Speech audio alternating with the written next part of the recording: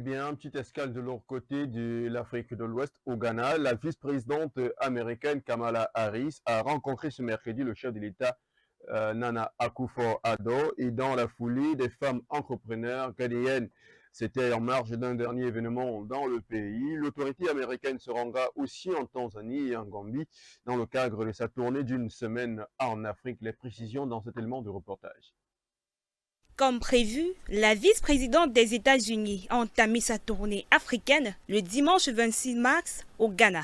Accompagnée de son mari Douglas Emhoff, Kamala Harris a été accueillie à l'aéroport d'Accra par le vice-président du Ghana, Mahamudu Bawumia, et de hauts responsables. Cette visite fait écho à celle de l'ancien président Barack Obama dans ce pays il y a près de 15 ans. Cependant, le climat géopolitique est très différent avec la guerre en Ukraine et surtout l'influence croissante de la Chine et de la Russie. Alors que l'arrivée d'un président noir à la Maison-Blanche en 2008 avait suscité d'immenses espoirs, de nombreux dirigeants africains font régulièrement part de leur frustration quant à la politique américaine en direction de l'Afrique, encore trop perçue comme un continent à problème plutôt qu'une terre d'opportunités.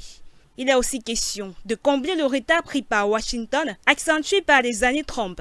Désormais, l'administration Biden doit accélérer ses efforts, car la bataille se joue sur le champ diplomatique. Et pour relever ces défis, Kamala Harris doit apporter des preuves de la sincérité des États-Unis, notamment à travers la réalisation de nombreuses promesses non tenues jusqu'ici et manifestement éviter plusieurs écueils, dont celui de présenter les États-Unis comme des pions dans la stratégie géopolitique du pays. Dans le sillage de sa nouvelle stratégie africaine, Washington pose pour rétablir les liens avec les pays africains face à l'influence russe et chinoise. Le gouvernement Joe Biden est conscient de l'importance stratégique des pays africains concernant les enjeux mondiaux comme le changement climatique, la résilience des chaînes d'approvisionnement ainsi qu'en tant qu'acteur au sein de l'ONU. La jeunesse constitue aussi l'un des grands thèmes du déplacement de Kamala, alors que la moyenne d'âge est seulement 19 ans sur ce continent à la croissance démographique rapide et où l'on estime qu'un terrien sur 4 vivra d'ici 2050.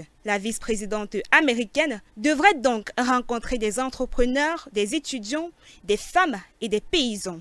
Elle doit aussi visiter une ancienne plaque tournante de la traite des esclaves, le fort de Cape Coast Sud.